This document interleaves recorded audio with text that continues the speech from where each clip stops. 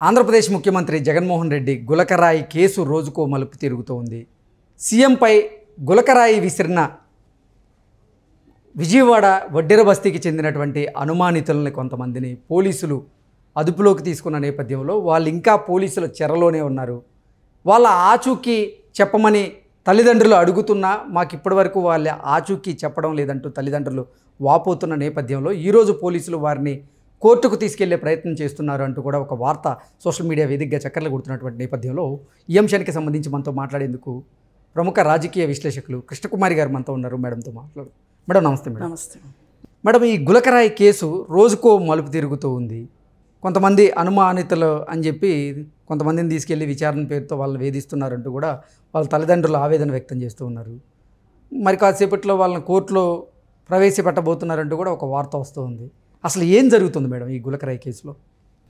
ఈ గులకరాయి కేసు కొన్నిసార్లు యథాలాపంగా అనుకోకుండా ఏమాత్రం ప్రణాళిక లేకుండా జరిగే పనులు కూడా చాలా పెద్ద టాపిక్ అవుతాయి. కొన్ని సందర్భాల్లో పక్కా ప్రణాళికతో చేస్తే కూడా అది తుస్సుమంటది.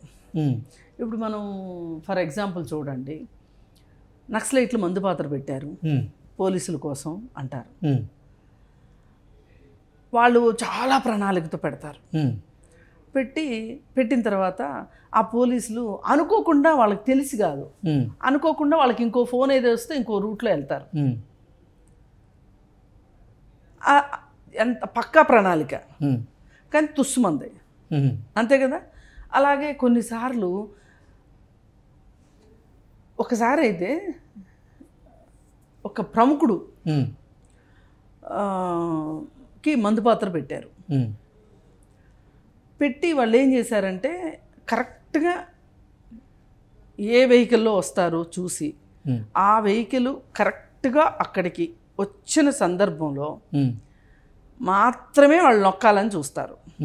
ఎలిమినేట్ మాధవరెడ్డి గారి కేసులో జరిగింది. పలానా వెహికల్లో ఆయన ఆ వెహికల్లో ఆయన ఉంటారు, అది పాస్ అయినప్పుడు నొక్కాలి. అది ఏం జరిగింది, అసలు కొంచెం త్రుటిలో తప్పించుకునేవాడు ఆయన. ఆడ కొంచెం లేట్ అయింది కానీ జరిగిపోయింది. అప్పుడు ఏమనేవాళ్ళు, చేతకాని వాళ్ళు నక్సలైట్లు, సరిగా చేత కాలేదు అని. ఇట్లా మనకి చరిత్రలో చాలా దొరుకుతాయి ఇట్లాంటి. ఈ గులకరాయి విషయం మట్టుకు ఇంకొకటి కూడా ట్విస్ట్ కూడా వినపడుతుంది మేడం. అసలు నేను కొట్టింది గులకరాయితో కాదు, సిమెంట్ రాయి ముక్కతో కొట్టాను అంటూ కూడా సతీష్ ఒప్పుకున్నట్లుగా కూడా కొన్ని వార్తలు వస్తాయి. కాదండి, ఇక్కడ మనకు కావాల్సింది ఏంటంటే ఇది ఒక పక్కా ప్రణాళికతోటి తెలుగుదేశం పార్టీ వాళ్ళే చేపించారు అని వీళ్ళు సానుభూతి పొందుదాం అనుకున్నారు. వివేకానంద రెడ్డి హత్య కేసులో లాగా అది అటు తిరిగి ఇటు తిరిగి ఇటు తిరిగి అటు తిరిగి మిస్ఫేర్ అయ్యి చివరికి ఏమైందంటే ఎక్కడ దాకా వచ్చింది విషయం అంటే పూర్తిగా వైసీపీ పార్టీ ఆత్మరక్షణలో పడిపోయే పరిస్థితికి తీసుకొచ్చారు. అత్యుత్సాహంతో చేసిన, అప్పటికప్పుడు చేసిన ప్లాన్ ఇది. అందుకే నేను అంటున్నా, చాలా ప్లాన్ చేసింది కాదు ఇది. ఇంకా కోడికత్తి కేసు చాలా ప్లాన్ చేసింది. ఓకే, అందుకే దాని ఫలితం దానికి దక్కింది. సానుభూతి వచ్చింది. 5 సంవత్సరాలు వాడికి బెయిల్ రాలేదు, అయింది. అది పక్కా ప్రణాళికతో జరిగింది. అయితే ఇప్పుడు ఈ కేసు దగ్గరకు వచ్చేసరికి మొదటి రోజు నుంచి ఈ రోజుకి ఎన్నో వెర్షన్స్ మారినాయి. ఆ వెర్షన్స్లో ఫస్ట్ తెలుగుదేశం వాళ్ళు చేశారు అన్నారు. తర్వాత అసలు ఇప్పుడు ఫ్యాక్ట్ ఫైండింగ్ జరుగుతుంది కదా, నిజ నిర్ధారణ కోసం అని చెప్పి అక్కడికి వెళ్తే ఆ బస్తీ వాసులు ఏం చెప్పారు, లేదండి ఇందులో మ్యాటర్ ఏం లేదు, అంత క్వార్టరే అని చెప్పారు వాళ్ళు. ఏంటంటే ఒక మందు బాటిల్ ఒక 300 రూపాయలు ఇస్తామని చెప్పారు. కొంతమందికి 200 ఇచ్చారు, కొంతమందికి క్వార్టరే ఇచ్చారు, డబ్బులు ఇవ్వలేదు అని చెప్పారు వాళ్ళు. చెప్పేసరికి మరి సోషల్ మీడియా ఊరుకోదు కదా. సోషల్ మీడియా ఏం చేసింది, ముక్కుపచ్చలారని పిల్లలకి మీరు మందు ఇస్తారా, అందులో ఉన్నది ఒకడే పెద్దోడు సతీష్ అనేవాడు, మిగతా వాళ్ళందరూ పిల్లలు. అయితే వడ్డేరు బస్తీకి వెళ్ళి చూసినప్పుడు తెలిసింది ఏంటి అంటే ఇట్లా 200 ఇస్తే ఇదంతా బయటికి పొక్కేసరికి పిల్లల్ని కూడా తీసుకెళ్లారా మీరు? పిల్లల్ని తీసుకెళ్లేదే కాకుండా వాళ్ళకి డబ్బులు ఇస్తామని చెప్పారా? మళ్ళీ డబ్బులే కాకుండా మందు కూడా ఇస్తామన్నారా?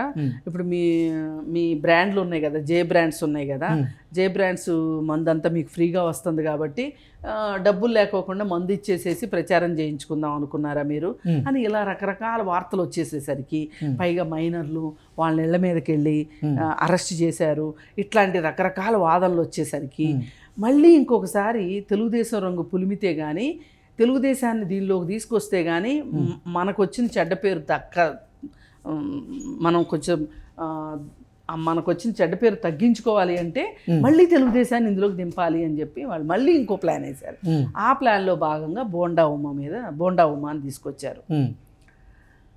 సరే, ఏదన్నా కానివ్వండి. ఒకటి ఇక్కడ మరి పవన్ కళ్యాణ్ మీద రాళ్ళు వేసినప్పుడు కానీ, లోకేష్ మీద చేసినప్పుడు కానీ మీరే చేశారా? అప్పుడు మీరు చేశారు కాబట్టి ఇప్పుడు వీళ్ళు చేశారని మీరు అంత బలంగా నమ్ముతున్నారా? ఏ ఆధారాలతో మీరు నమ్ముతున్నారు? ఎవరు నివేదిక ఇచ్చారు మీకు బోండా ఉమానే చేయించాడు అని? బోండా ఉమానే చేయించాడు అనాలి అంటే గనక అక్కడ ఒక పెద్ద కనీసం ఒక 300-400 పేజీల రిపోర్ట్ అవసరం దానికి. మరి పోలీసులు ఇచ్చే రిపోర్ట్లన్నీ అట్లాగే ఉంటాయి కదా, 500 పేజీలు 5,000 పేజీలు రిపోర్ట్లు కూడా ఉంటాయి. మరి ఏమీ లేకోకుండా మీరు ఎట్లా అంటున్నారు? ఇది ఒక మాట. మళ్ళీ ఇప్పుడు అవన్నీ అయిపోయినాయి, సతీష్ అనేవాడు ఒప్పేసుకున్నాడు, నేనే వేసాను, అసలు అది గులకరాయి కాదు, సిమెంట్ రాయి, నేనే వేసాను అని ఆ పిల్లోడు చెప్పాడు అని చెప్పి ఇప్పుడు కథలు బయటకు వస్తున్నాయి. ఈ కథలన్నీ ఎందుకు బయటకు వస్తున్నాయి, ఎన్ని కథలు ఎందుకు వస్తున్నాయి అంటే సింపుల్గా మీకు చెడ్డ పేరు వచ్చింది, మీరు 200 పెట్టి పిల్లల్ని తీసుకెళ్ళి అక్కడ నుంచోబెట్టుకున్నారు.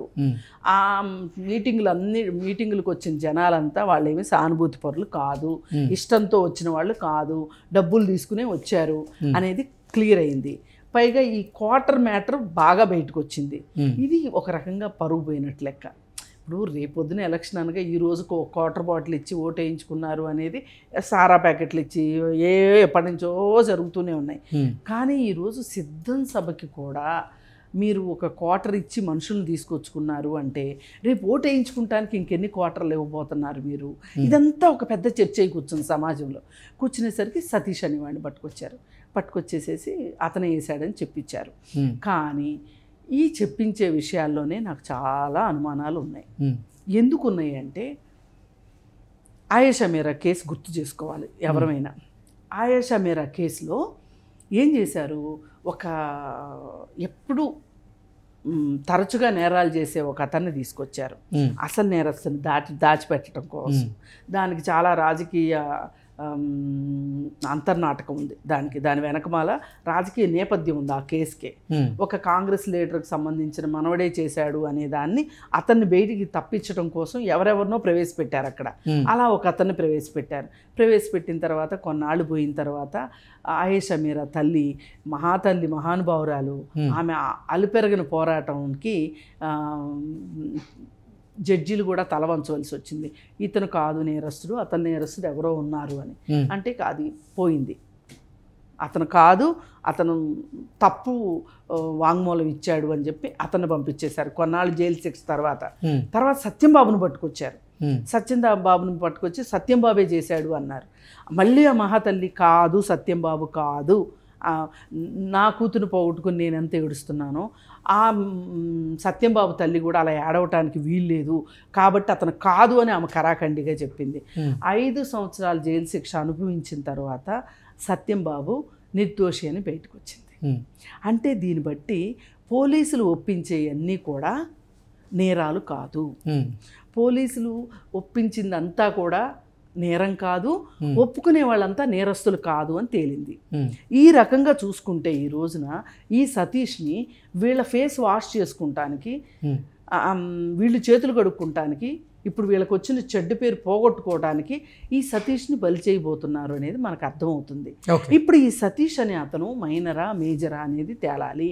మేజర్ అయితే ఓకే ఒక రకమైన విచారణ జరగాలి, మైనర్ అయితే ఒక రకమైన విచారణ జరగాలి.